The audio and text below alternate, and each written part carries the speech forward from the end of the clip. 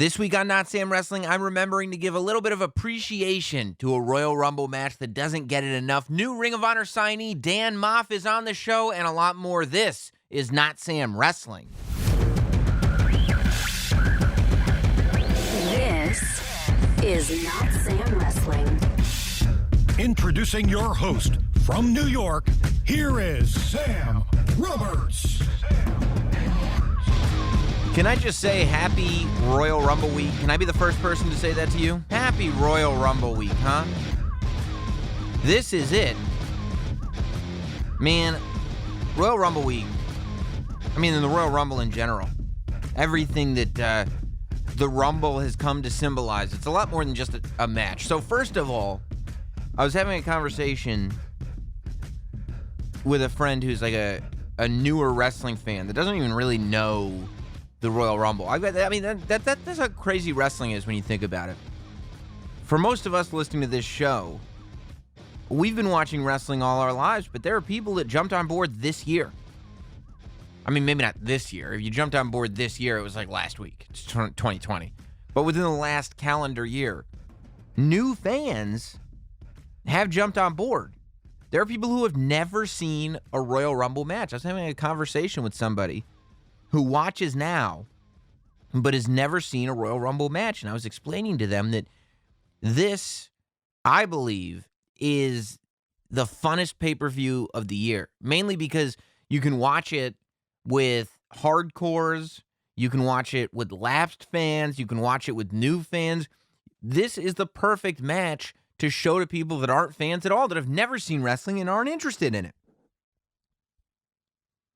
Whether it's because of the gambling you can do, like I know that most people do the pool, where you go to a friend's house and everybody draws out an equal number of numbers from 1 to 30. If 15 people are at your house, everybody gets 2 numbers. If 3 people are at your house, everybody gets 10 numbers. And whoever wins, the number that they came out with as number 28 wins the Royal Rumble. Whoever drew 28 in your pool wins, or whatever it is. I don't know. Lots of people have Royal Rumble games. It's super fun, though. You get a taste of everybody that's in WWE. There's surprises. It's an hour, but it's fast-paced. There's action. And there have been good Royal Rumbles and bad Royal Rumbles for sure. But it's the funnest show of the year. 2 of the funnest matches of the year, because you've got 2 Royal Rumble matches now. And it marks the beginning of WrestleMania season. It marks the prime time to be a wrestling fan, when storylines really start to take shape. This is the time that we can start having conversations about where things are going towards WrestleMania. Does this make sense? Because it has to, in the context of WrestleMania. Going forward, as we talk from this week forward, when we talk about storylines, when we talk about matches, when we talk about results, when we talk about everything, we talk about them in the context of, does this make sense going into WrestleMania 36? And that's exciting. That's fun. I love it. So I'm super excited that Royal Rumble week is here. And I feel like somebody needs to remind me to do this every Royal Rumble week. Now on Thursday, we will have a full Royal Rumble Worlds Collide preview podcast. Thursday, Not Sam Thursday, we're going to preview everything, and by then I'll have concocted some cockamamie theory about what could happen in the Royal Rumble. It'll be great. It'll be fantastic. But in the meantime, somebody needs to remind me every Royal Rumble season to bring up this Royal Rumble match, because it doesn't get brought up enough. Not nearly enough. Royal Rumble 1999. Royal Rumble 1999, the Royal Rumble in which Stone Cold Steve Austin was introduced as number 1, Vince McMahon was introduced as number 2, and Vince McMahon ended up winning the whole damn thing. Vince McMahon won the Royal Rumble in 1999. And I just saw this Royal Rumble Sunday evening. As a matter of fact, this could be controversial depending on your perspective, but newsworthy nonetheless. I saw it at the residence of one Pretty Peter Rosenberg. And we were waiting for Curb Your Enthusiasm to come on. He puts on some wrestling, and he ends up putting on the 1999 Royal Rumble. And it reminded me of how much I love it. And we've talked about it before, many times actually, on this podcast, because people don't like it. People look at it as one of the bad Royal Rumbles, but I don't at all. It's a very Vince Russo Royal Rumble. And some people use that in a negative connotation. Of course, in 2020, it is cool to dislike Vince Russo, but you really can't take away the accomplishments he made specifically in the WWE in the late 90s. You can't sit there. You could say he's not wholly responsible for everything, but you can't sit there and say Vince Russo was not an asset to the WWE in the Attitude Era. It's not a coincidence that he was the head writer and everybody remembers all these storylines. So I don't think it's fair, even if you want to be critical of him now in 2020, I don't think it's fair to be that critical of him in 1998 and 1999. It doesn't make sense because it was a great time. I think, and there are a lot of good Royal Rumble matches. Most recently, 2018. Both the men's and the women's Royal Rumble matches, but I think in 2018, specifically for me, the men's Royal Rumble match, that's the one that Shinsuke Nakamura ended up winning. You had your moment of the stars of yesterday with Randy Orton and John Cena and Rey Mysterio versus the stars of today with Roman Reigns and Shinsuke Nakamura and Finn Balor. Surprise appearance, by the way, from Rey Mysterio. This was before he was back. Tons of stuff going on in that Royal Rumble match. That was the one, of course, Asuka won the women's Royal Rumble, and Ronda Rousey came out and made a surprise appearance. It was just, I love the 2018 Royal Rumble match. Matches, really. Of course, 1992 is the classic, the one that Ric Flair won. You've got 1995, I want to say, is the one where the Shawn Michaels 1 foot rule was really cemented. You've got whatever it was, 2005, 2006, when that's just an interesting one, when Batista and John Cena accidentally go out at the same time, and Vince McMahon has to come out, and they fix the finish, and Vince tears his quads, and the whole thing. There's a lot of great Royal Rumble matches, but for me, I love 1999 because you have just a plethora of stories. Somebody fills their belly with stories and vomits them all over the 20-foot by 20-foot canvas in that ring. So many stories being told throughout the night of the Royal Rumble. And I think people don't like it because it breaks tradition so much, because Vince and Austin end up leaving the ring and they're fighting in the bathroom and the corporation is there to jump Austin, but they leave through the second rope. They don't go over the top, which means they can run around outside. At one point, Vince McMahon's on commentary. But realistically, if Vince McMahon is going to win that match and he's coming in at number 2, Vince McMahon is not wrestling a 60-minute Royal Rumble match. It doesn't make sense for the character, because how could he survive that long? And it doesn't make sense for the man, because how can he survive that long? I just think it's great because of all the story being told in that match. There's very few matches where there's that amount, and it's just a great microcosm. It's a great peek into the stories that were being told as 1999 started. I think it's a very, very, very underrated Royal Rumble. I think it's a very non-traditional Royal Rumble. But I think if you like the Attitude Era, if you truly like the Attitude Era, if it's not something that you just say because that's what wrestling fans say now, if you actually like the Attitude Era, and I think that you should, that, to me, is not just the quintessential Attitude Era Royal Rumble match, but it may be the quintessential Attitude Era match. I would say if you're trying to put on a great match, probably WrestleMania 17, Austin versus The Rock. But that was kind of like the grand, I feel like that was the finale of the Attitude Era. But in terms of just a peek into what the Attitude Era was, if you want to show a stranger, hey, what's the Attitude Era that everybody talks about? Can't really go wrong with that 1999 Royal Rumble.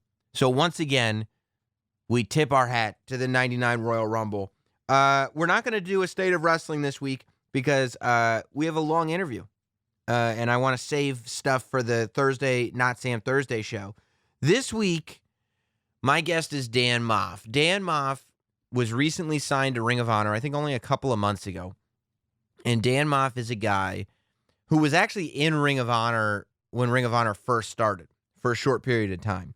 But Dan Maff is a guy who I've known for a very long time. So I think I've told these stories before, but in, I don't know, right around the end of the first decade of the 2000s, probably, in like maybe 2008-ish, I was working in radio, and I wanted to do stuff in wrestling. Like, I just wanted to be more into the wrestling world. The things that I love in life, I like to be as involved and embedded into those worlds as humanly possible. And I thought there might be some opportunity there.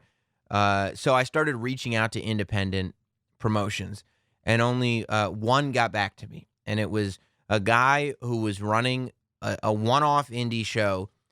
His name is John Mealy, in my hometown of New Rochelle, and they were doing it at my high school, New Rochelle High School. And so he was like, oh, I mean, this is a no-brainer. He's on the radio, but he's also a graduate of the high school and the whole thing. He can be a guest judge in the Larry Sweeney versus Larry Barnes wrestler versus boxer match. And it was a thrill for me. I get involved. It was awesome.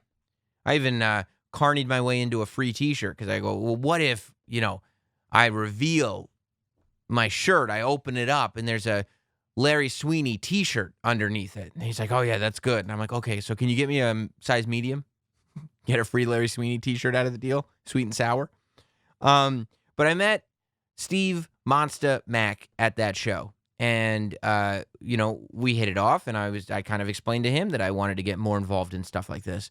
And he ended up calling me not too long after that, but not immediately after that, to say, hey, I work with a promotion called Jersey All Pro Wrestling, and we need a commentator. Is that something you might be interested in? And I said I would adore doing that. I would absolutely love to do that. And that 15 years ago, well, maybe not 15, at least over 10 years ago, I went to Jersey All Pro. I became their commentator. I was there for a year and change, I think, before the promotion shut down. And that's where I met Dan Maff. And we hit it off fairly early on, and we ended up in parallel spaces as I started to do stuff with a promotion called PWS, Pro Wrestling Syndicate. Dan Maff popped up there. Friend of the show, Pat Buck, ended up starting Wrestle Pro. I was always around for Wrestle Pro shows. I think I did. Yeah, I did a couple of things here and there for Wrestle Pro, but really I've just always been a supporter of them. And Dan Maff was there with them. And I've watched over the years Dan Maff just continue to evolve and continue to improve and really get to the point where you go to these shows and you don't feel like you're watching a local independent wrestler. You feel like you're seeing a star. Dan Maff at these local independent shows feels like a main event talent.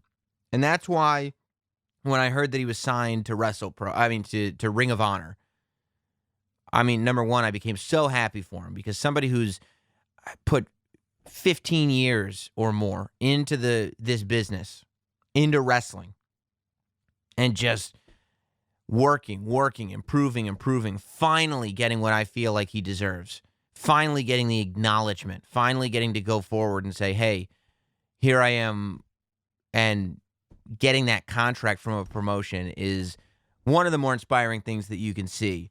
And I thought, I've wanted to have him on the show and on the podcast for a long time, just to talk about his story a little bit.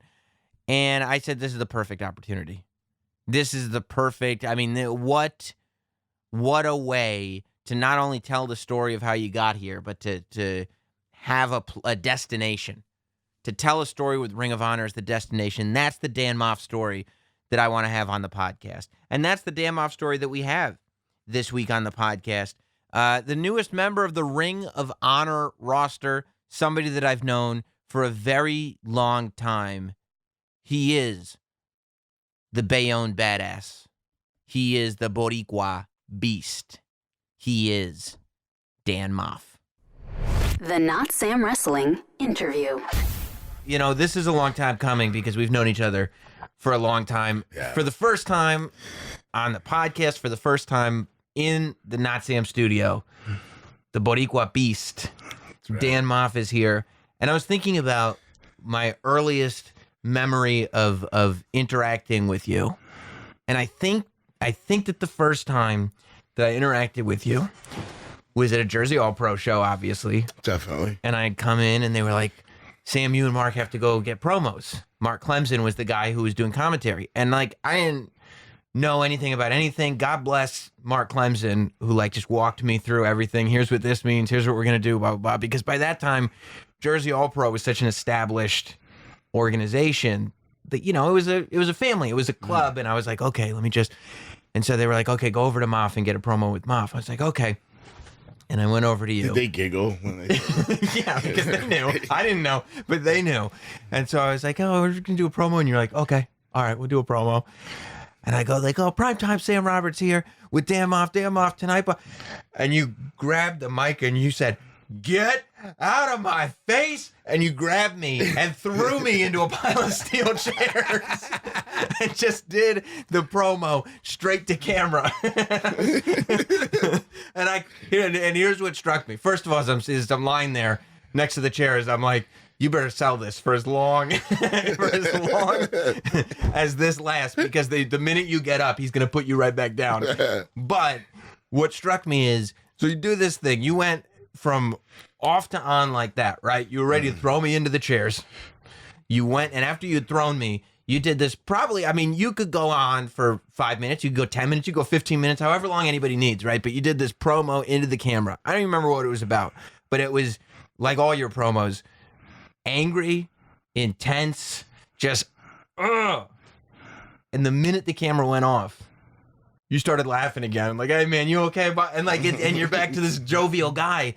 And like, and I've watched you through the years, and that's you. Like the intensity that you put on, I think is one of your trademarks. Have you gotten it to a point now where that's really the way it works? You turn on and turn off like that? I think it's more of a comfort zone. When you allow me to be what I'm comfortable showing. You know, I just don't want to be like the rest of the pack. I don't want to go out there and say, hey, this Saturday night, I'm going to meet you and I'm going to beat you up. Yeah. Buy a ticket. You know, I want to be a little different. I want to, you know, I want to be intense. I want to have a sense of realism. And I also think about, before I cut a promo, I think about a lot of things that have happened to me. Right, so it comes from a real place. That make me angry. So it comes from a real place. And I try to channel the promo into something that's really happened to me. Yeah. No, I mean, I get that, because every time you cut one of these promos, it seems like, no. I know all this is wrestling, but you've crossed a line right now. And everything just got real. And there's a believability there. So, like, when you go out to the ring, obviously when you cut a promo, that's one thing. But when you go out to the ring, you have to embody that, right? Like that has to translate. You don't have words anymore. So that has to translate from the way you look, your eyes, your body language. Immediately, as soon as you walk out of the curtain, that guy in that promo has to translate to the audience that that's the real guy. So how long does it take you before you go out through the curtain to kind of get into that space where you're thinking about the things that make you angry, where you're kind of, you know, getting to that place? Well, when you're working in front of a live, when you're live in a color, working in front of a live audience, it's totally different. You have to focus on what you're delivering. You got to focus on, okay, what is the main thing? What's the main objective? What's the main line that we want to hit in this promo? What are the key elements of the promo? You got to focus. But you also have to, I also like to put myself in the moment. Yeah. Yeah. I like to put myself in the moment, and I like to be in the moment instead of just playing along In the moment. I like to put myself in the moment. Does that make sense? Completely. Yeah. So, which is difficult to do because if you're in the moment and you also have to remember, because a promo by nature is a promotional thing. Yes. You're selling something. When you're in the ring, when you're in front of the audience, that's the product that you've been selling. Now we get to do this thing. But a promo, while it's part of the art of everything, it's also, that's the selling part, right? That's where I'm trying to convince you to come to the show, to buy the DVD, to do the thing. So when you're in that moment and you have to remember, I secretly have to be a salesman here. Mm-hmm. You know, you have to balance those two, right? And I don't think there's ever a perfect promo. Mm-hmm.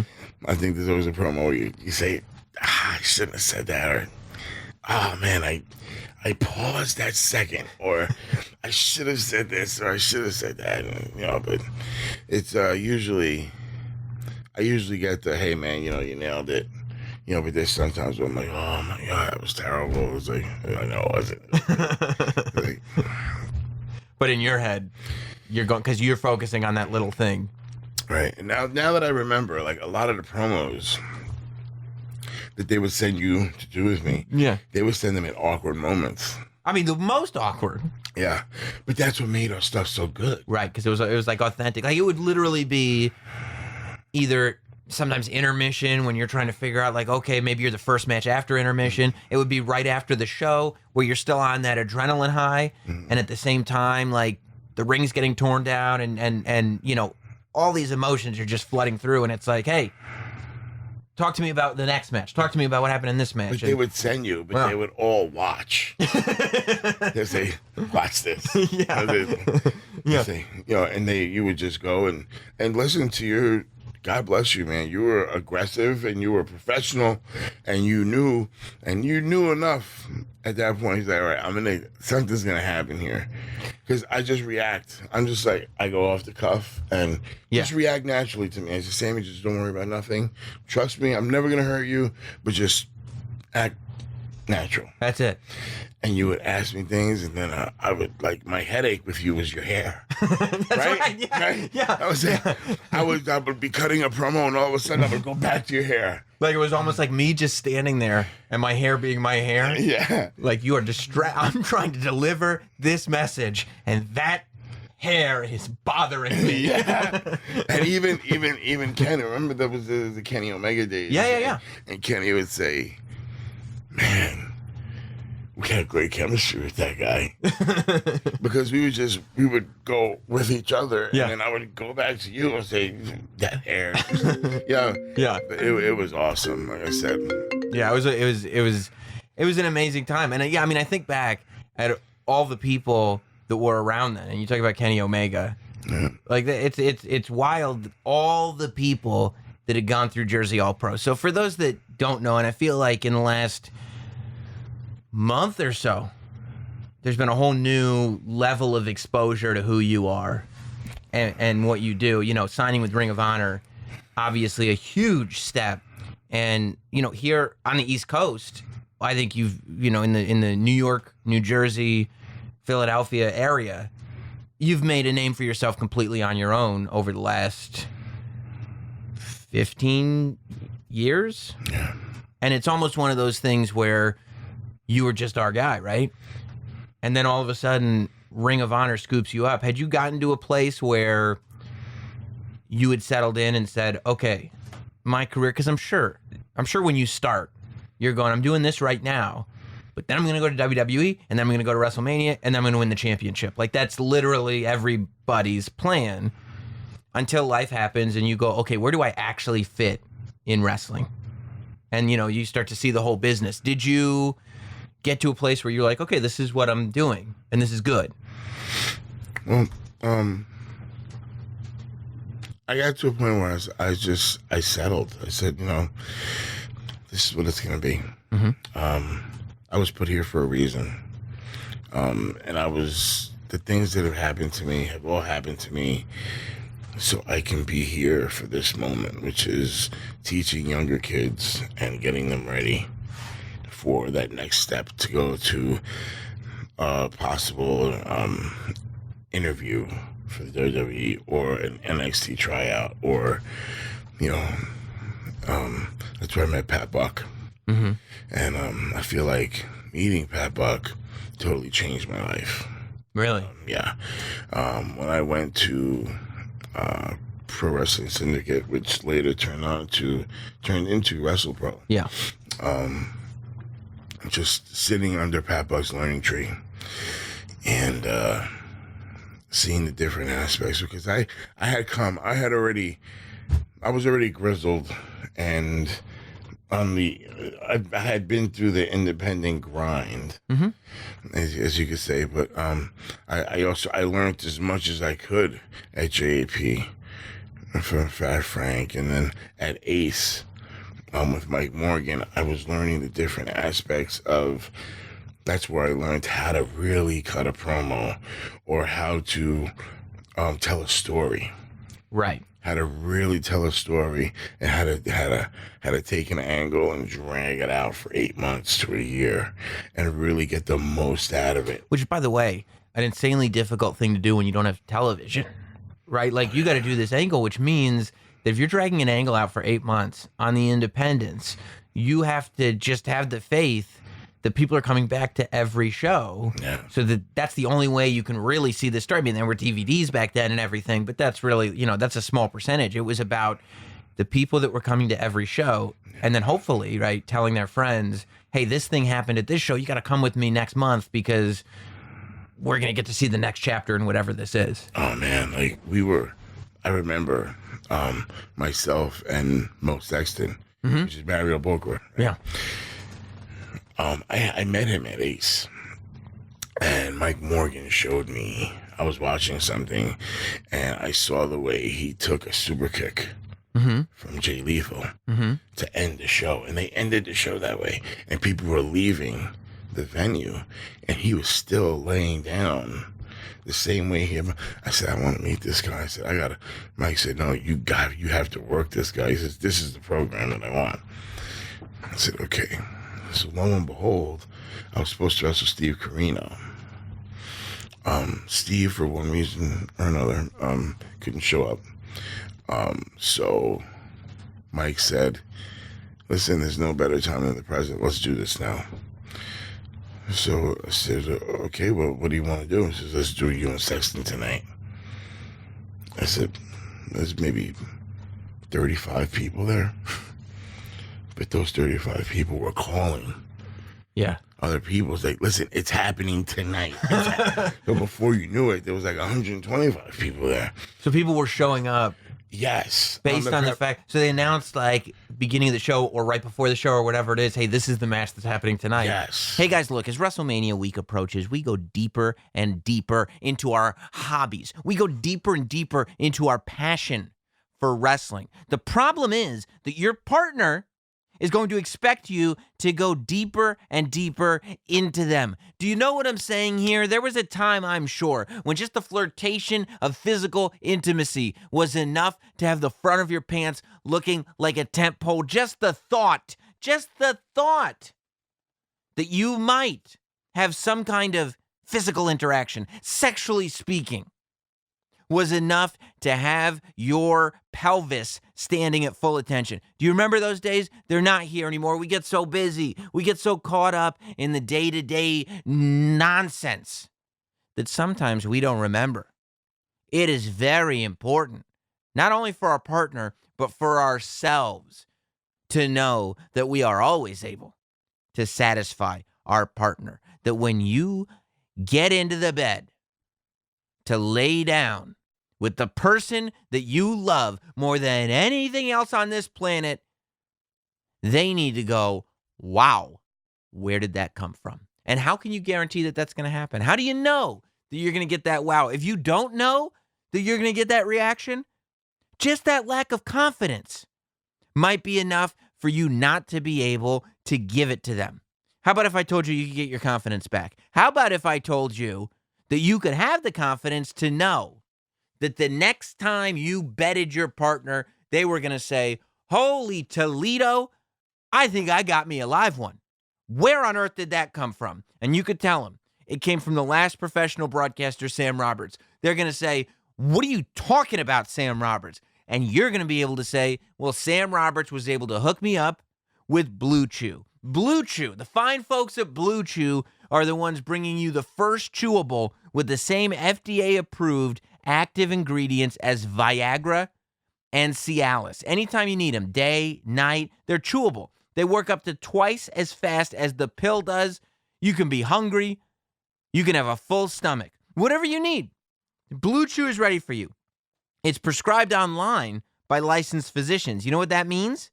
You don't have to go to a doctor's office. You don't have to wait in line at the pharmacy. It gets right to your door, and it's in discreet packaging. Your neighbors aren't going to know. Nobody's going to know. You know who's going to know? The person who feels those effects. Do you understand what I'm saying? Are you picking up what I'm putting down?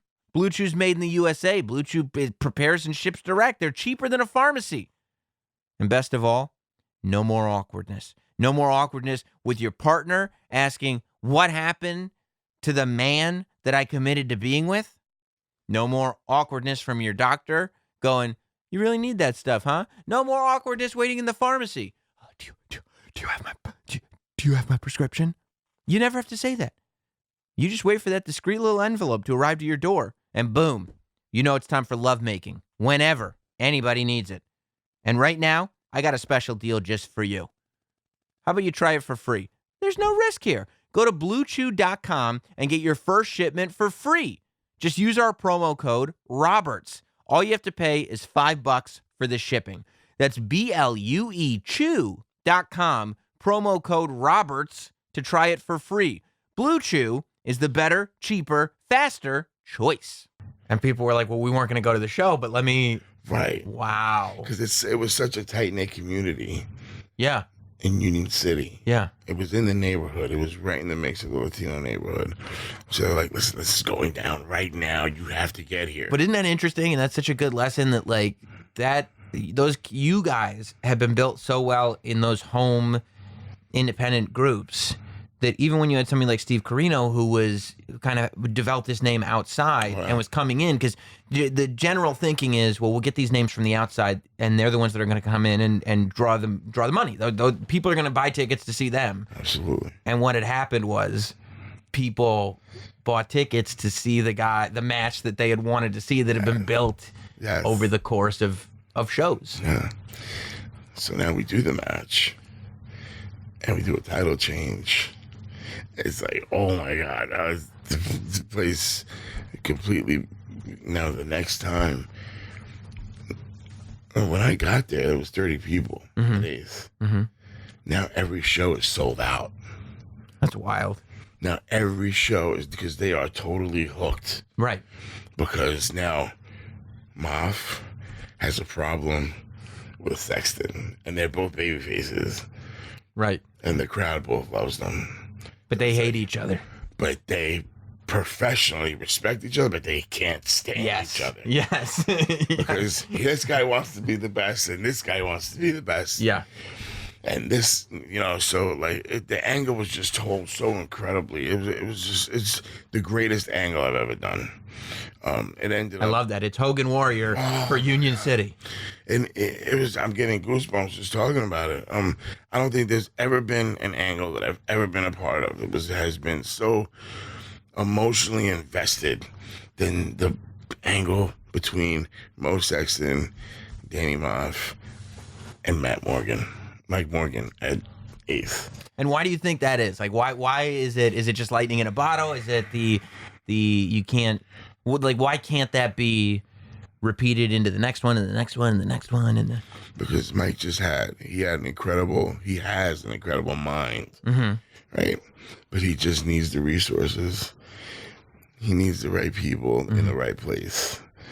So let's go back a little bit, because I think a lot of people who are around, grew up in the generation that I grew up in, know, especially on the East Coast, know Jersey All Pro. And I didn't even realize until recently that when you started teaming with Steve Mack, and you guys were the Hit Squad, that was the first thing that you really did in wrestling. Oh, yeah. Like, I had known, obviously, when I came in and I met you, I knew you from the Hit Squad, I knew you from the history of Jersey All Pro and everything. Right.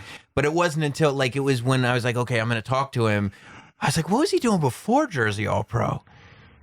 And it was like training, nothing. Like that was, you came in and you were the hit squad, which was a big enough deal on the East Coast Indies that it actually brought you guys to Ring of Honor when Ring of Honor first started. That's right. So it was a huge deal. What is it like for somebody? I mean, you grew up with wrestling. Your dad was a promoter and a referee, and so wrestling's been around you forever. But you didn't know you were going to be a wrestler. No, my dad hated it. Right.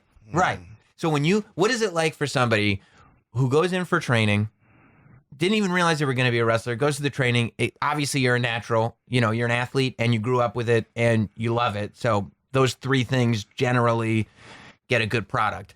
But when you get out of school and immediately you're a hit, right? Immediately the act is a hit. It's one of Jersey All Pro's biggest thing. This was a time when Jersey All Pro, I mean, literally Jersey All Pro was making so much news. You guys were on national news going like, this is the new controversial wrestling, blah, blah, blah. And you guys were a big part of that. You go to Ring of Honor, which is it's billing itself as the best of the independents. That was the whole reason Ring of Honor existed.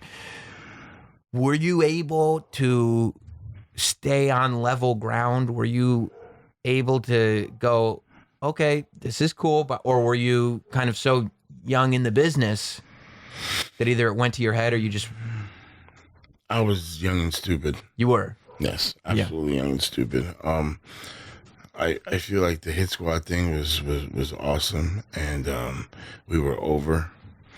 And like I said, the only reason why I have so many answers now with all of my students and stuff is, oh, you have all the answers. Mm-hmm. Yeah, because I've made all the mistakes. Right. So you can see now when you see a student, right, that's starting to get a little buzz around them early, and you see the attitude start to change, you go, whoa, like you see it. Right. And you can be the guy that goes, no, I know exactly how you feel. I know exactly what you're going through. I know what you're doing. And trust me when I tell you that it feels right in this moment, but long term, you're going to regret this. Right. Yeah, because you did that. Mm-hmm. So what was that thing? Like, was it just a matter of you believing your own hype? I think it's believing your own hype, being put in a position that we were put in. But also coming from the indies where it was a dog-eat-dog world.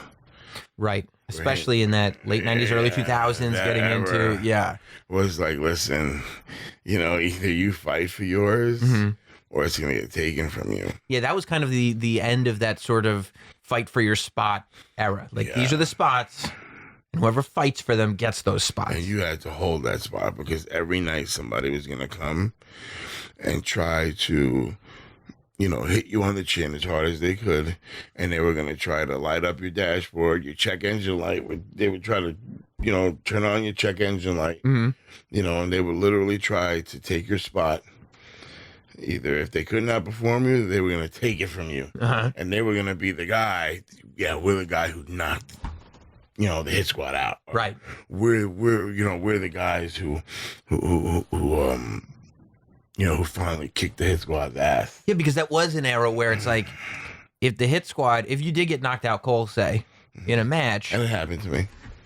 If you weren't able to get back up or maintain that sort of mystique, if you had to get helped out on a stretcher or something like that, that's the end of the hit squad, right? Yeah. And somebody else gets to wear that as a badge of honor, even though it's like, you scumbag. I'm trusting you with my body. You knocked me out just so you could be the guy who did that. But that's the world that you lived in. And it wasn't easy for us to make things look as real as they could. Yeah. Safely. Right. I mean, one of the most famous clips of you guys is like you were Jersey All Pro would wrestle in this venue where there was a wall right next to the ring. And a ceiling. And the ceiling, right. And your calling card became... We used everything around us. Just picking up guys and darting them into the wall. Or picking guys up and throwing them into the ceiling. Yeah. And you're right. The fans loved it. The fans would lose it. Because you can't, as a fan, you're looking at that going, you can't do that safely. Like, you look at that going, okay, they just crippled that man for my amusement. This is what they do. Yeah. I believe them.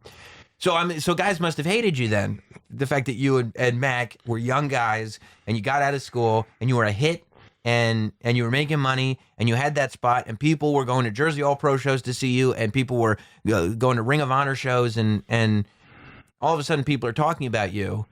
That was not an era when young success was celebrated by everybody. Right.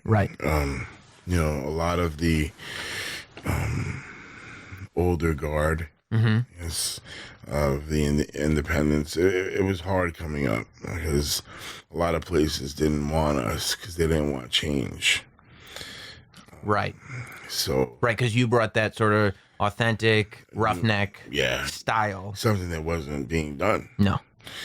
So, you know, when we walked in the door, you know, or when we would inquire to offer our services for this promotion, and be like, nope. Because half the locker room was saying no. Right. Okay. So, and why was half the locker room saying no? Because they were legitimately, no, this doesn't work for us? Or was it because, no, they're going to come in and take our spots over here? We don't want them here. Number one, they didn't want to give us a spot. Number two, they were scared. Because they didn't want to get thrown up in the ceiling. Number three, we were walking into a locker room where it's like, okay, probably none of you guys have ever gotten into a real fight in your lives. Right. Okay, and now we're coming in and we're going to totally look different. Because you know what a fight looks like. We're going to be different. Yeah. So it's like bringing chaos into a church. Right. Okay. Right. It's like, no, we don't want this. Yeah. You know, but it's like, hey, and my selling point was, it's like, listen, okay, we're a little rough around the edges. You know, we may be a little crazy, but I guarantee you that by the end of our match, we will have your entire crowd chanting our name, and we will change the way things are done here. Mm-hmm. And more people will come see us. And you listen, you can put us at the bottom of the card, put us wherever you want. Give us a few months, and you will not have a choice but to main event us. That's what you have to do. And that's one of those things, right, where you would think a logical person would go like, oh, well, that sounds pretty good. Like, we'll get some new main eventers. You know, he's guaranteeing this is going to work. Okay, great. But the people that are trying to protect their main events and people that are trying to protect, no, we've got a nice way of doing things here, and it's worked out really well for all of us. We don't want disruptors. Disruptors, well, generally, they're good for the overall picture. They're bad for the people that are trying to maintain the status because it's good for them. Yeah, but you also aren't getting any more than 150 people right in your seats. Right. Like do you want a main event for 150 people, or do you want to go on maybe semi-main event and we'll get 400 people, 300 people, 500 people? Well, the hardest thing was selling it to the promoter first. Yeah. And having the promoter believe in what we were saying, which was absolutely, we had the best intentions.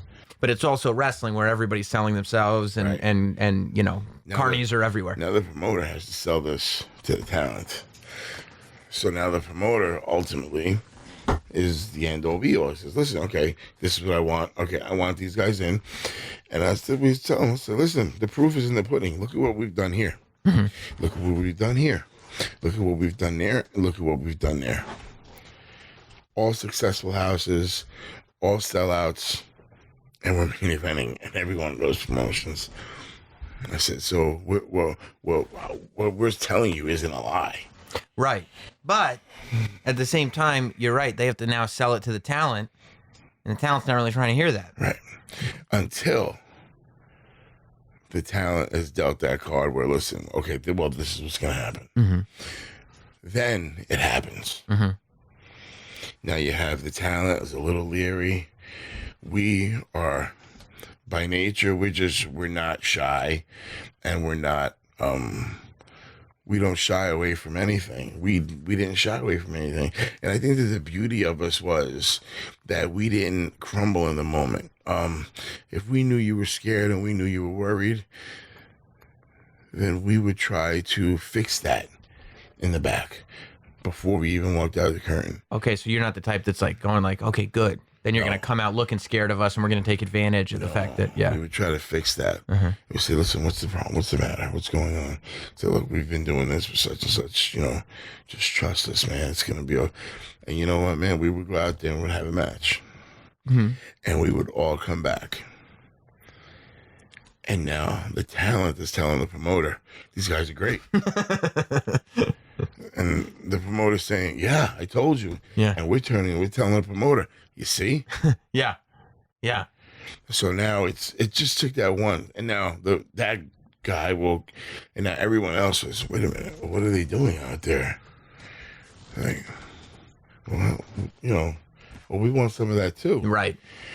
So now we have a locker room that's now wants a piece of the Hit Squad and wants to get in there, mix it up, and that's what we wanted. So what do you think you were doing wrong in that era? Like as a young person, as a kid that was going, do you think it was you weren't sensitive enough to the fact that, like, logically now, because you've been around for as long as you have, you could see, oh, I get why people didn't want us around. I get why people didn't like us. That they weren't right, but I understand their perspective now because you've seen as much as you've seen. Do you think that the problem was that you didn't understand their perspective? You just saw a bunch of guys that didn't want you around, and that bothered you? Well, it sometimes it would bother us, and sometimes it would motivate us. Right. But either way, we dealt with it. Right. And either we dealt with it by knocking it totally out of the park, or we dealt with it by earning your respect. Right. What was the like with your case, right? Yeah. You're probably like, holy shit, John, God, this guy. Yeah. And then when it was over, he was like, hey, Sam, you okay? Yeah. That was awesome. That was good stuff. Yeah. But you also probably know that if I'm the type of person that goes like, you can't put your hands on me. Okay, he shouldn't be here. You know what I mean? Like, he shouldn't be here. Well, I would try to probably tell you, listen, Sammy, you can't be that uptight. Yeah, it's okay. It's wrestling, man. Yeah. I would give you a hug, man. Right. See, it's not that bad. Right. Bro. But luckily, like, I've been watching long enough that as soon as I get thrown, I'm like, that was the greatest thing ever. Everybody's going to love that. And nobody got hurt. Nobody got hurt. Everything. I'm fine. And people are going to remember, like, oh, look at him throw the interview. It was a locker room sellout. It's great. Yeah, exactly. Yeah. Exactly. And everybody got such a kick out of it. So what was the Ring of Honor locker room like back then? Oh, back then. Okay. Because, I mean, that's the very beginning of Ring I'm of going to Honor. rattle off some names to you. Okay. Samoa Joe. The Hit Squad. Low-Key. Doug Williams. Dane O'Brien. AJ Styles. Christopher Daniels. Yeah. Jody Fleisch. Just Trent Acid. Yeah. The Backstreet Boys. Yeah, of course. The SAT. I mean, literally, Xavier. these. And for those of you, by the way, that don't know, like, guys like Xavier and Trent Acid and people like that, because, I mean, do some research because these guys are incredible. And every name you just mentioned. Xavier was the second Ring of Honor Incredible. World champion. Incredible. And all of them with chips on their shoulders. Yeah, you needed that. Deserved chips on their shoulders, but all of them sitting there going, well, I'm the best. Yep. Every single person that you just mentioned, I have to believe that in that era is sitting there young, knowing that they're the best. Oh, man, we were hungry. Yeah. Man, if you ever, the best way I can describe this, and I was talking to Jay Lethal about this weekend in Georgia. The best way you could describe the feeling when you walked through that locker room at the, I believe it was called what was it called? Where Ring of Honor? Where Ring of Honor first started. Where was it, in Baltimore? No. It was in Philadelphia. It was called the Murphy Rec Center. I think that's right. The Murphy Rec Center. If you walk through that locker room downstairs, it took you to Rocky III, where Apollo took Rocky after Mick passed away. Yeah. He took him back. Let's see Rock. You see what they got? They all got the eye of the tiger. They all got that look. It's that we all had that look, that snarl. You know, it's like, but we all knew, and we all respected each other. Right. You know, but we knew we were there for a reason. Right. Yeah, and I'd have to imagine anybody that came into that environment without that attitude, yeah, there's no way you'd survive. They weren't there again. Right, Yeah. right. They weren't there again. So that ends up running its course. How did that end up being done? As far as In Ring of Honor, the first time. how was everything done? No. How did you end up being all finished with the first time around Ring of Honor? Okay. The first time I ended up with the whole Ring of Honor thing, I had broken away from the Hit Squad. Right, because that's when they decided that the Hit Squad had done everything that the Hit Squad can do Right. as a tag team. Right. Now it's time to see what you and Mac can do separately. Right. And the office was really, Gabe was really interested in seeing, he knew I had a lot of range. Yeah. And he knew that in some facets of some aspects of it, I was kind of being held back. Being in a team, he's like, well, you're always going to be a mid-carder as a team, and you're never going to really know. He says the time is now, and a lot of other promoters were feeling the same way. So, Were you feeling that way? I was scared. Yeah. I was scared because I didn't know anything else. Right. I was always with Steve. And all you'd known is success with that. And all I had known was success. Right. And, and when I wasn't sure of something, I sat under the learning tree for a long time because I was the least experienced out of the two of us.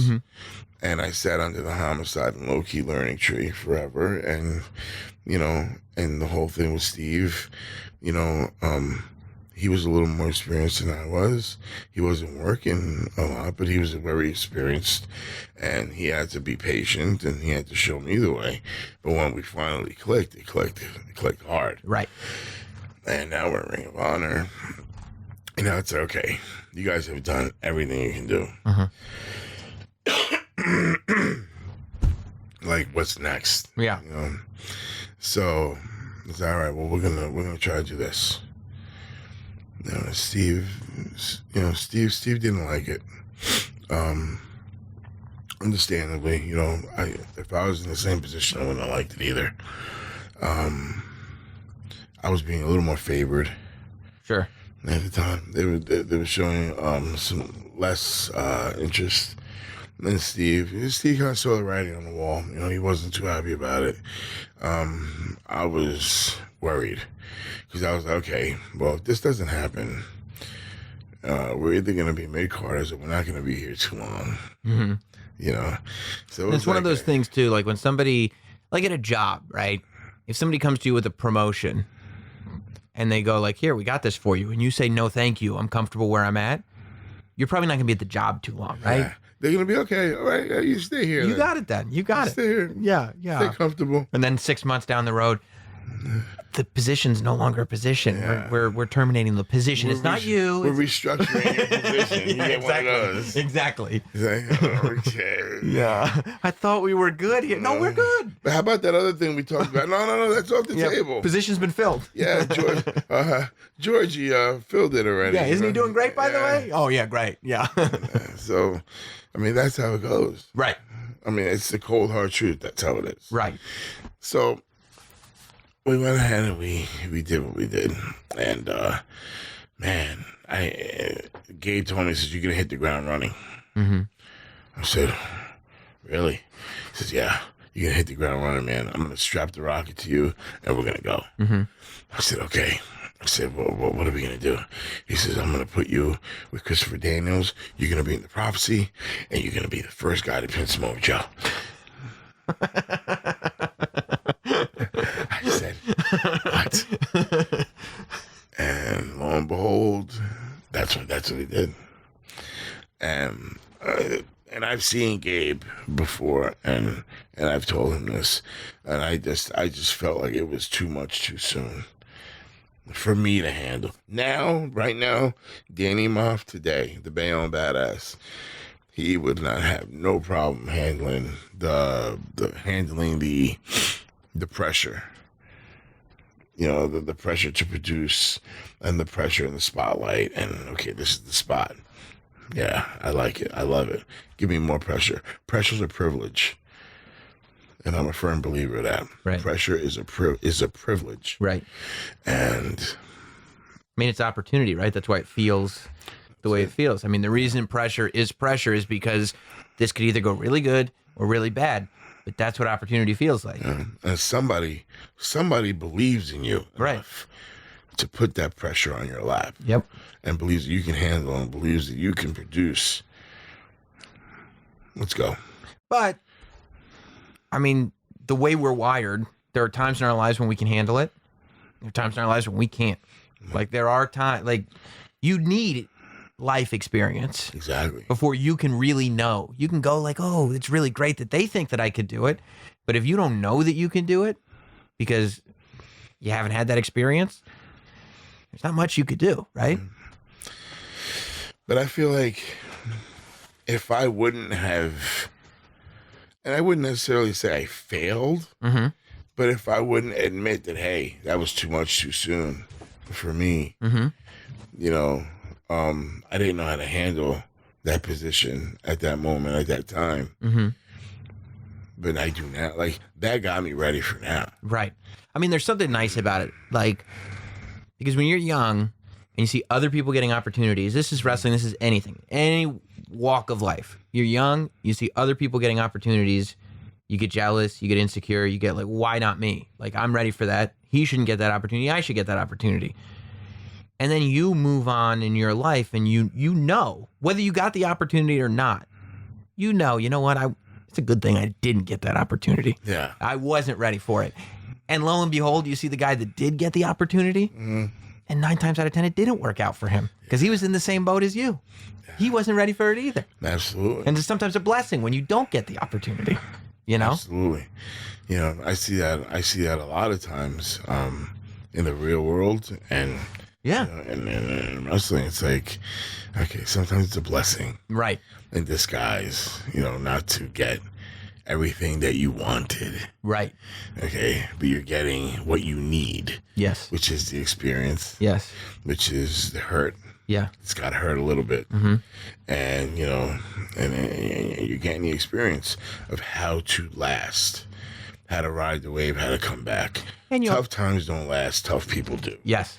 You know, and you have to ride through that. And you got to keep going, man. And you also make these connections that you have no idea.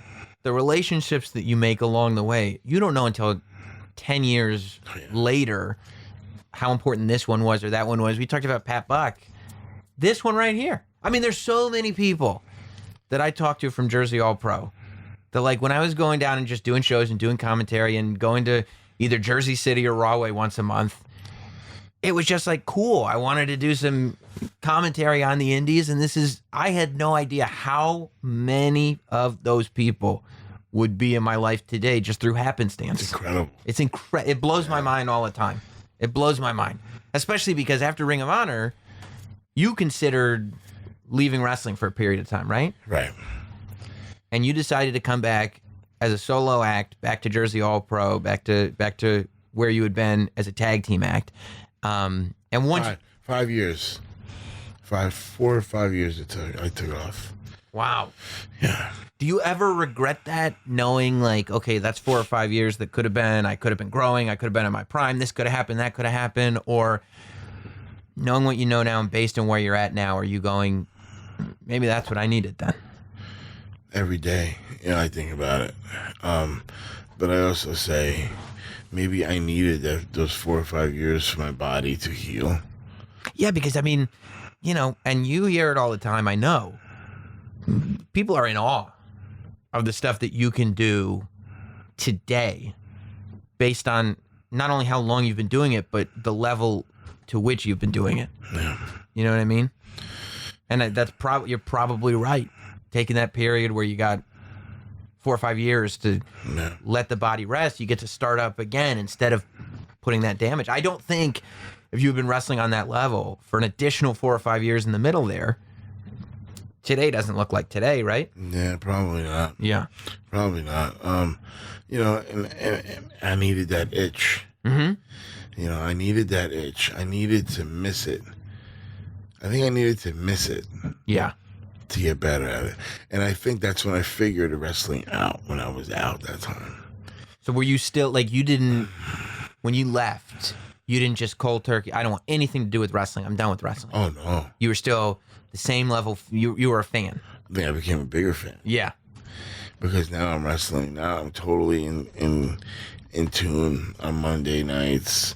I was watching the Tough Enoughs. Yes. I was watching, you know, I was still watching the old stuff. Yeah. But every day I was watching wrestling, and I was just studying. One of the things that, like, just I wanted to figure out was, okay, Ric Flair. Mm-hmm. He did all these great American bashes and everything, and I hear the legend of him doing 7 Broadways. Mm-hmm. You know, sometimes 2 a day. Mm-hmm. I'm like, how did he do this? So I said, let me see how he did it. So I would religiously watch his matches. I was like, wow, this is how he did this, how he did 60 Minutes. This is how he held people at attention for 60 minutes. Yeah. This is how he lasted the 60 minutes. And I was like, yeah, I would watch it over and over and over and over. Sometimes with no sound. Just to get the body movement. Right. Just to understand the body language and understand how he's using every single tool in the toolbox to make this something that he can do night in, night out, night in, night out, night in, night out. Him and Steamboat were just masters. Yeah. Him and Dusty. Mm-hmm. You know, Dusty he didn't look like he was physically, able to do 60 minutes, but he went out there and did them. Yeah. And not once a month. Yeah. Yeah. Every night. Yeah. Yeah. So, like, those are the things that, like, they would blow my mind. I was like, and then I would watch, and in the same token, I would watch Joe versus Punk. Mm-hmm. It's like, let me see how these guys did it at a different level. Mm-hmm. And I was like, wow. I was like, that's amazing. I want to get to that level one day, you know. And but that's so interesting that you were away from wrestling and that's how you know you weren't done, because you still had that thing. You wouldn't be studying because you're not watching as a fan. You're studying to figure out how it's done so you can do it, which means, you know, at some point you're bound to come back. It was my magnificent obsession. Yeah. Every day Yeah. I watched this, and I would fall asleep with the control in my hand. Mm-hmm. You know, I would always fall asleep with the control in my hand and watching stuff every day, every single day. And by the way, this is before WWE Network. This is before all that stuff. Yes. So this is when you actually had to do some work Yes. to get all this footage, right? Yeah. So just watching everything and everything, watching it over and over and over and over again. It was just like, all right. And then at just one point, it's just, I said, I'm ready. And I called Frank. Who was running Jersey All Pro. Yeah. And he said, hello? I said, Danny? I said, yeah. He said, holy God. He said, hold on a second. I said, what? He said, hold on. So I hear some rubbish. He says, all right, I'm back. He says, what'd you do? He said, I stood up. I only have one question for you. I said, I called you. He said, shut up. I have one question for you. He said, what? I said, are you ready? I said, yeah. That's awesome. He said, let's go. I said, all right. That's it. Yeah. That's it. That's it. I don't need a whole, 5 years later, it's a one-sentence conversation. That's it. And you were ready. That was it. And you were back in. Yeah, man, because, and that must have been right around the time that I met you. Yes. Within that year. Mm-hmm. And I had no idea. When you came around, it was Kenny Omega was our champion. Yep, it was the tail end of Kenny Omega's Jersey All Pro. The Hillbilly Wrecking Crew. Loved the Hillbilly Wrecking Crew. Those guys, you talk about the hit squad being scary. They literally, I'm sitting there. I was scared. You were. What with those guys walking around? So the Hillbilly Wrecking Crew was, it was Brody Lee, who's, Luke Harper. Necro Butcher. And this was when Necro Butcher was at Necro Butcher Prime. Trevor Murdoch? Trevor did come in. Yeah. The Briscoes. The Briscoes came in. Nick Gage. Yes. Nick Gage. And I mean, Nick Gage, I feel like Nick Gage has gained a level of appreciation. Oh, yeah. This was terrifying Nick Gage. Yeah. Like I was sitting there going like, okay, this is fun to be at this show, but I'm not getting promos from those guys. I'm not doing it. And let me tell you something. That was chaos. But again, you need chaos. Yeah. They had the hit squad. Yeah. They didn't have it anymore. Right. They need chaos. It was one of those things where I was like, I mean, even sitting there, working there, I was like, I want to see what the Hillbilly Wrecking Crew is going to do on this show. Because it's going to be a thing. And then when the Hillbilly Wrecking Crew jumped on me and Lethal. Yes. And we stopped fighting each other to fight against them. Yeah. It was like, wow. It was like Jersey All Pro. The Pandora's box had opened again. Yeah, absolutely. Because, I mean, like, you're talking about Rahway. You're talking about Jersey City. You're talking about towns where hillbillies and people who put, And their promos were like, dude, right on the edge of... I mean, it was not right on the edge of HR disasters. Yeah, I was sitting there going like, and I mean, you teetering, 1 foot dangling over, and like, I'm like, don't you? Like, we are one step away from burning a cross. Yeah.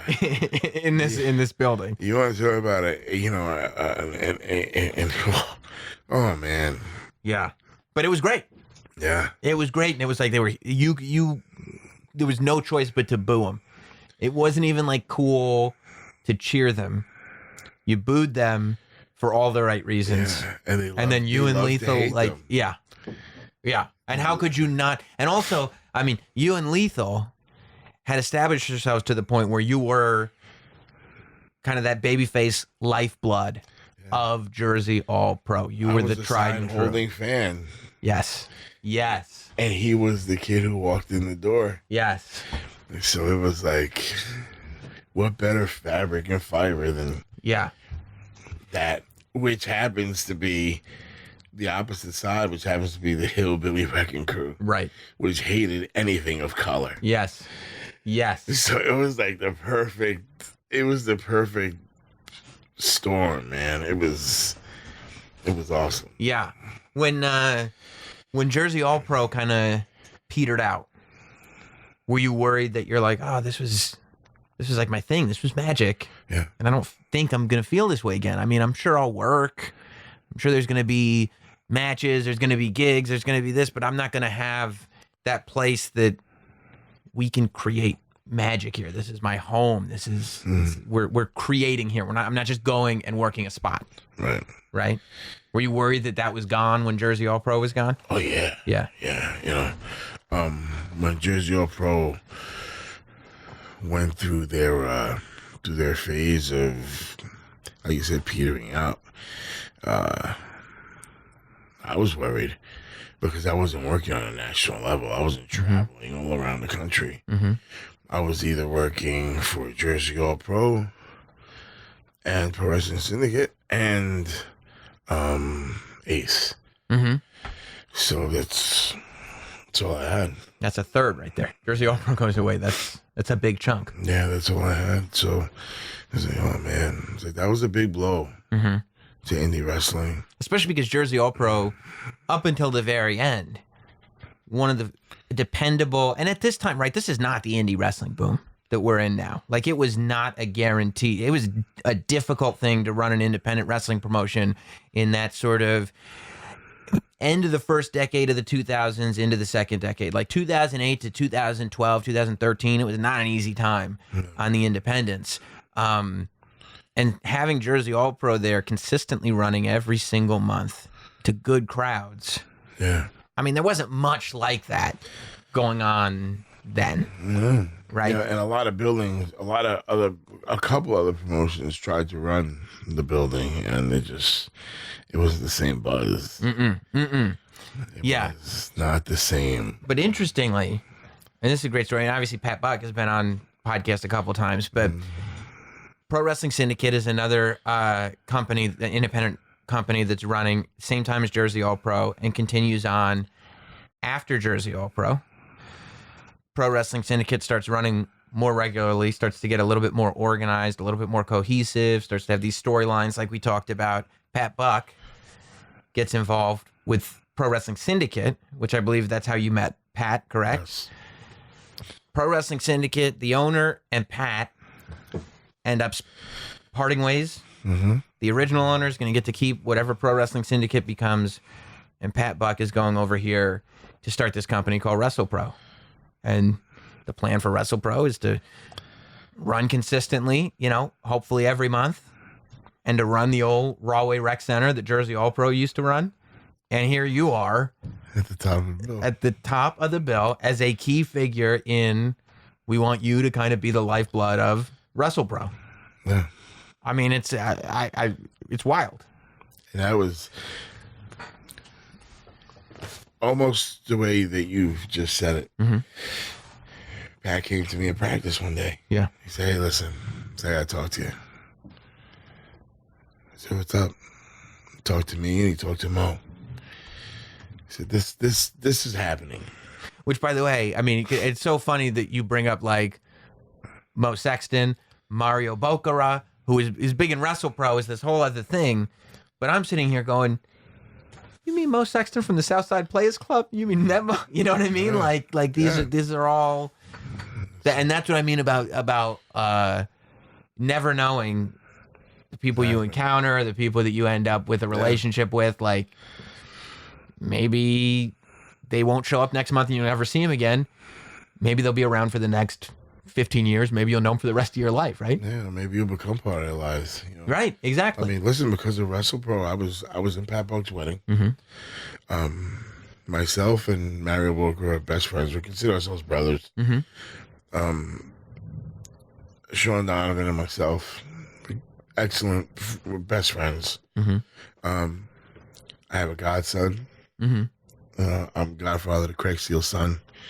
So it's, that building, that company has meant so much to me. Yeah. And is that where you first started training too, or were you training before? I was working on teaching other people in other places, but never to the extent like there. Right. Where Pat said, listen, this is my coach. So, they said at a practice, and Pat said, listen, this is happening. We're going to split up, and this and this and this is going to happen. And I need to know, where my guys are. And without hesitation, I looked at him, and I said, brother, you have my support 1,000%. I'll go to war with you right now. I'll run through a fire with you. What was it about Pat that gave you that feeling? Because like you said, it's not. Never lied to me. Yeah. Because you hadn't known him for 20 years. Pat never lied to me. Pat's always looked at me in the eye, whether it's good or bad. Yeah. He's looked at me in the eye. He's never lied to me. Ever. Mm-hmm. Ever, ever, ever. And whatever Pat has said to me, he's delivered. Always. And I learned so much from Pat. I learned a lot about character. Not always answering or doing what your heart tells you to do. Sometimes doing the right thing really, really stinks. Mm-hmm. But you have to do it. Right. And those are certain qualities that I learned from Pat that I didn't even learn from my dad. Mm-hmm. Where it's like, hey, man, I was already a grown man, but there were certain man qualities that I needed to learn. Like that of, hey, you just can't, blow off steam just because you're 300-pound gorilla. and half the room is scared of you. You know, you just can't rule by force all the time. Sometimes sometimes the right thing to do is to sit back and let things breathe, let things happen. And, you know, sometimes doing the right thing isn't always the most fun option. Right. Yeah, in your head, you're like, I could take care of this in 5 seconds. Right. If I just yell and intimidate, everybody will shut up and they'll just do what I say. But then you'll be the topic of negative press 100%. for 6 months. Right. So that's where Pat really took me in. I sat under his tree and I learned a lot from him and Hawkins. Yeah. You know, so like I said, I'm grateful. Yeah, because I mean, Pat turned my career around, man. and I mean, I don't know if you guys remember this or not, because we've talked to Hawkins about it before on the podcast, but that however long it was, year or two that he was gone from WWE, he was a huge part of Wrestle Pro. Yeah. Hawkins was. I mean, he created Pro, Hawkins School, he created with Pat, which is in conjunction with Wrestle Pro, which is in conjunction with the school that you It's still there. started teaching. Yeah, in Rahway. Like there's the Long Island school and there's the Rahway school, right? Right. So when you get the call and Ring of Honor goes, hey man, remember us? And goes like, you know, we're interested. First of all, how did you find out that after all this time, Ring of Honor wants you? And second of all, how did you feel knowing that, yes, this might be the best news of your life, but at the same time, it means kind of stepping away from this thing that you've been building? Well, it's funny because a few months ago, I had texted Pat. I said, Pat, I don't know why I'm still doing this. I said, I think I'm just going to finish the year out, man. I'm just going to go home, you know. That's so funny. I'm laughing because it's not the first time, even recently, that I've talked to somebody who's told me the exact same thing. I think I'm going to finish this year out, and then they end up getting a call from somebody, and it changes everything. But go on. I didn't mean to interrupt you. And Pat said to me, don't you dare. He says, don't quit. Don't give up. Mm-hmm. First of all, it's not you. Second of all, that's not what we've worked on. So there's so much left to do. And wrestling is going through a boom right now. And there's so many opportunities out there. This is your year. Something's going to happen. Something's got to happen, dude. You're too good to be left out here. Something is going to happen. I guarantee you something's going to happen. Again, okay. All right. And Pat's never wrong. He's not. He's not. Yeah. Next thing you know, Kevin Matthews calls me. He said, hey, Scott D'Amore wants to talk to you. Mm-hmm. I said, really? He said, yeah, man, they want to talk. You know, something's on the table. They're ready to roll. I said, cool. I speak to Scott. We're all set. We're ready to go. You know, Scott's obviously running things at Impact. Right. Right. we're ready to go. Okay, yeah, we're going to go with this, man. Here we go. Mm-hmm. This is what's going to happen. And okay, we're 2 weeks away. Mm-hmm. My phone rings. It's Cole Cabana. Hey, buddy. What's up, Cole? By the way, another friend that I'm sure you met years ago, Yeah. that who know, and now here he is. Yeah. What you doing? He's like, I'm talking to you. He says, hey, are you available such and such date? I said, yeah, as a matter of fact, I am. He says, good. Would you be interested in working PCO? I said, oh, yeah, I've done that before. Yeah, cool. I said, for who? You guys did it in Wrestle Pro, right? Yeah. Yeah. I remember. I said, for who? Mm-hmm. Do you mind me asking? He said, Ring of Honor. I said, what? He said, yeah, Ring of Honor. He says, they're letting me book this show called Uncensored.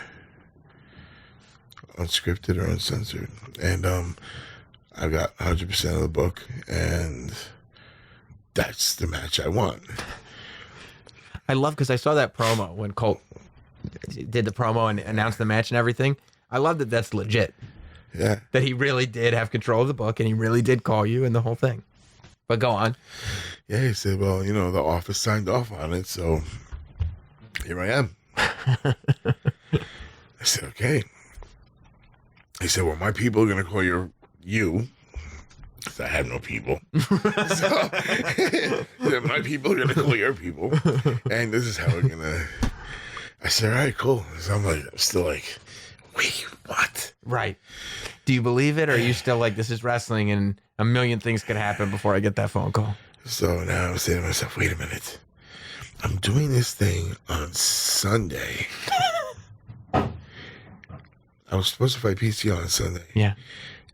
And Thursday, I was supposed to debut on Impact. I said, all right. It's okay.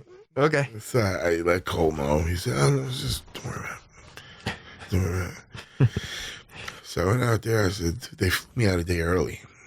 Ring of Honor did. Yeah, they flew me out to Pittsburgh. Mm-hmm. Because the match I was going to have with PCO was in Dayton, Ohio. Mm-hmm. So they flew me into Pittsburgh. I'm like, why are they flying me into Pittsburgh? Yeah. I'm like, maybe they want promos or something. I don't know. I have no idea. I show up. And I'm looking. And I'm just looking around saying, this is not the Ring of Honor I remember. Huge setup. Big, huge screens. Giantrons. The production. Yeah. It's a TV show. Oh my God. Yeah. This is incredible. Yeah. The team of trucks outside. And I'm like, okay. Wow. So I'm sitting in the top. I'm minding my own business. Mm-hmm. And you still don't really know why you're there. No. Right. You just show up at a time and you're there at that time. Yeah. And now I'm going to sit and wait for somebody to tell me why I'm here. Yeah. Yeah. So, I've known through the years that when you go somewhere like that, you just fly under the radar. You just sit. Mm-hmm. You don't get anybody's way, Mm-hmm. but you don't hide either. Right. So I'm sitting on the second level, and I'm just looking at the setup, and I'm admiring everything. And here comes the office. Hey, Dan. Hey, what's up? I said, remember I told you you didn't have a match tonight? I said, yeah, you have a match tonight. He said, okay. I said, all right. He said, yeah. So I'm figuring it's pre-show. Right. I'm like, pre-show? He said, no. Main event. What? I said, what? Exactly. That's Yeah. what I said. He said, what? He said, yeah. You're like, you didn't even tell me to bring my gear. I mean, I have it, but. So I go, yeah. It's, you, Marty, and PCO are teaming up.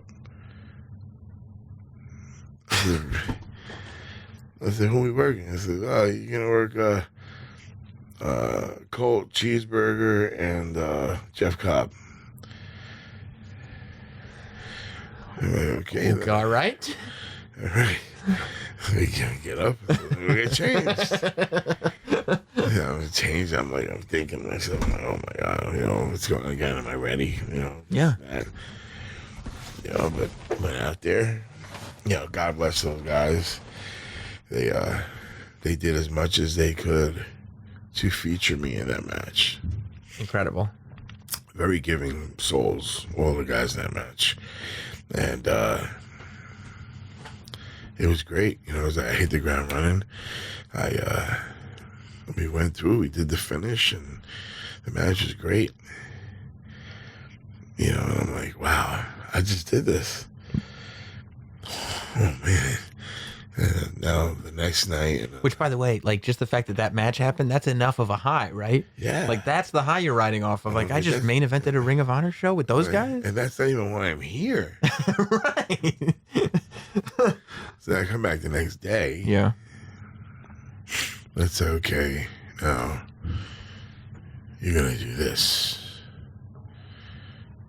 Is that right? I look at the card. But where am I on the card? You made it again. It's PCO. Okay. Talk about hitting the ground running. Yeah, okay. And by the way, hitting the ground running for God knows what, because as far as you were concerned, you were coming to Pittsburgh just to go to Dayton for one match. Yeah. Like that's it. And now you're getting ready for your second Ring of Honor main event of the weekend. Yeah, so I have the match with PCO. Carl is incredible. Mm-hmm. He's not human. Mm-hmm. He's not human. No way he's human. I mean, it's incredible to like. It's not only about like the reinvention of the character, like thinking about the fact that in '93, I'm watching that guy on Monday Night Raw, and I'm watching him do not just the fact that he's a different character. I'm watching him do more with his body now and wrestle longer matches now and be on that other level now than he was even then. It's amazing. It's literally amazing. And the fact that he'll do anything. He'll just destroy himself. Yeah. To hurt you. Which is right up your alley, right? Yeah. We're like the perfect opponents for each other. Yeah. I love Carl, though. Carl's a good guy, and getting to know him a little more now is even more of a blessing. Yeah. He's one of those people that I'm actually happy that I've gotten to know, like you, along the way. Yeah. So I have the match with Carl, and God bless Carl. You know, he did whatever he could to do, you know, for me. And it was awesome. And I came back from the match, you know, everybody was clapping and everything, and, you know, it was great. And then we had a meeting right after. So I'm still pulling tacks out of my head. And we're at a team meeting. And after the team meeting, the team leader says, Dan Maff, you know, what can I say? You came in here, you know, after 15 years, 20 years, whatever it is. You main evented both nights. You totally knocked it out of the park. You absolutely killed it. Just can't say enough about you. You know, so hats off to you. And somebody from the back of the room, till this day, I don't know who it is, says, well, give him an effing job. And you're just like... So the rest of the locker room starts chanting yes. Really? Yeah. Wow. Yeah. So what a difference a decade makes. A couple decades. yeah. From that first day in that locker room to having a locker room chanting yes, yes, yes for you. Yeah, and that was probably one of the most humbling experiences of my life, man. Yeah. To have that locker room, you know.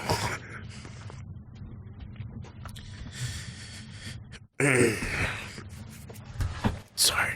Well, no, I mean, you don't realize Yeah. that you have the support that you have until you get that kind of visualization of it, right? When you're just working your shows and doing your best to get noticed and do good matches, you don't know if anybody's noticing or not. Right. But team leader stopped and he said, okay. He says, I don't do this type of thing normally, and this isn't a thing. These are things that are really done in private. He says, but he's like, let's just do it out in public. He says, do you guys think Dan Maff deserves a job here?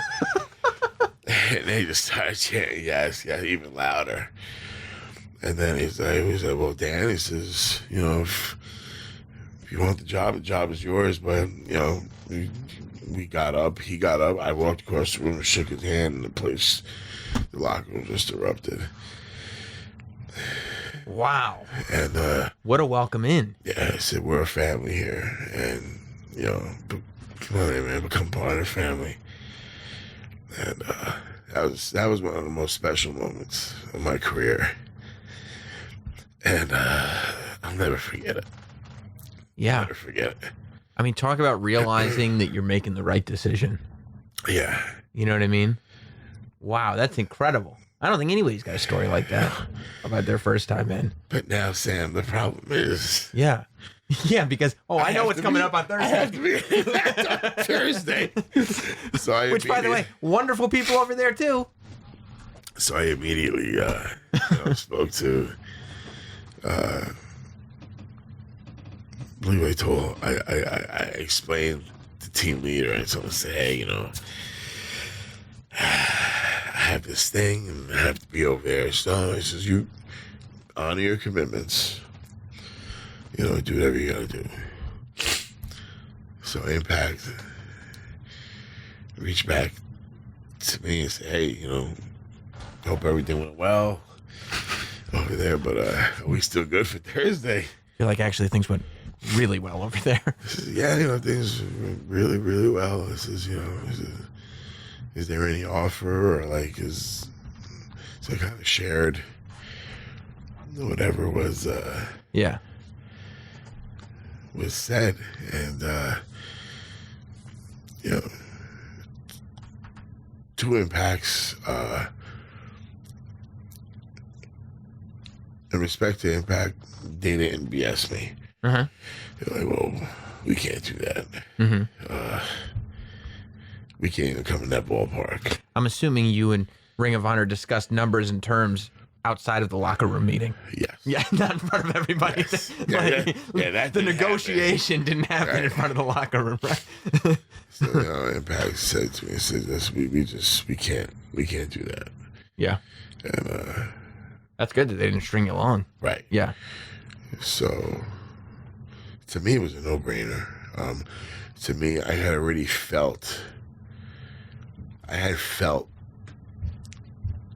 the generic rush. Mm-hmm. It was real. Mm-hmm. I lived it. Mm-hmm. And Ring of Honor is where I wanted to be. Mm-hmm. And I was like, I had no problem calling them back and saying, listen, I'm not even showing up.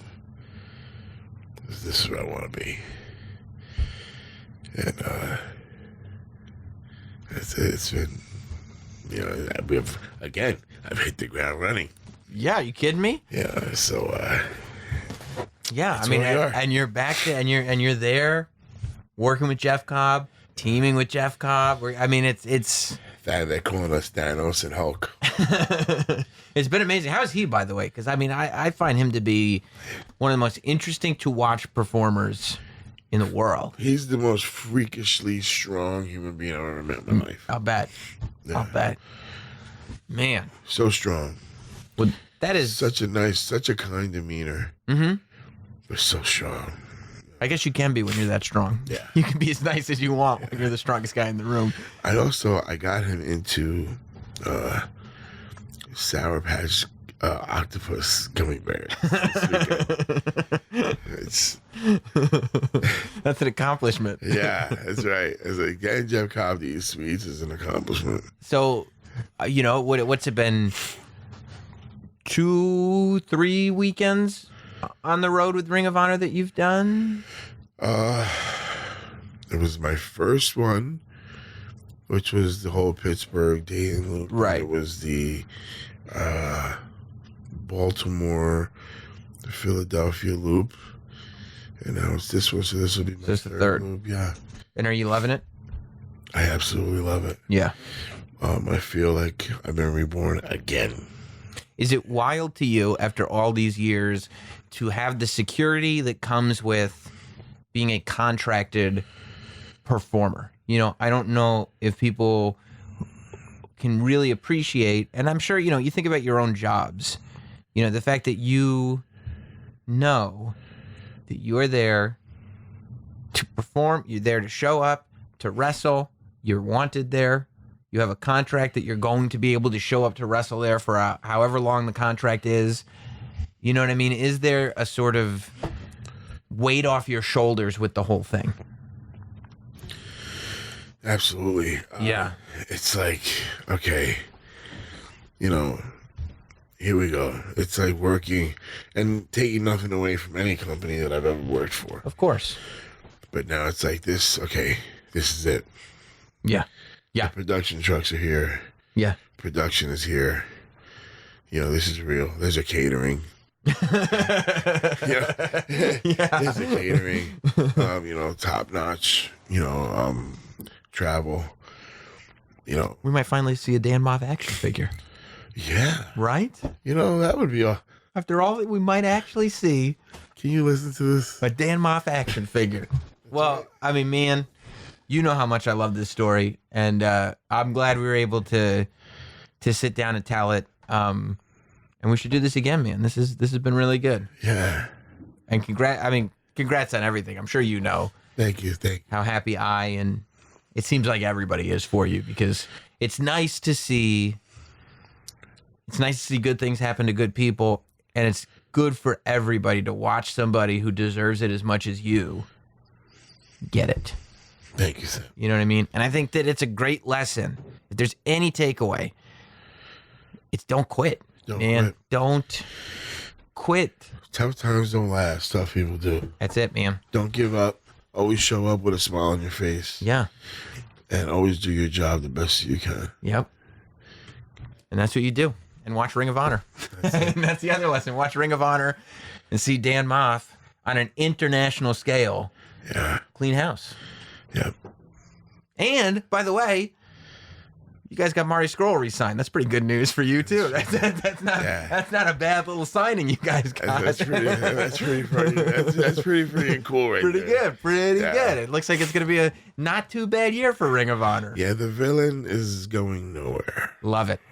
Thank you so much, man. Sam, thank you so much, my friend. I love the place. I love you.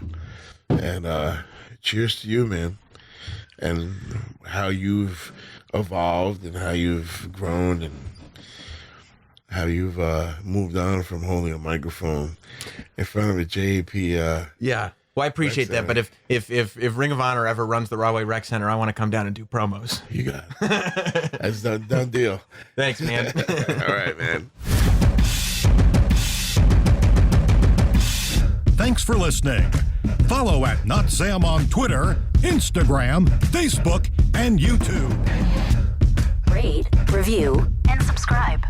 This has been Notsam Wrestling.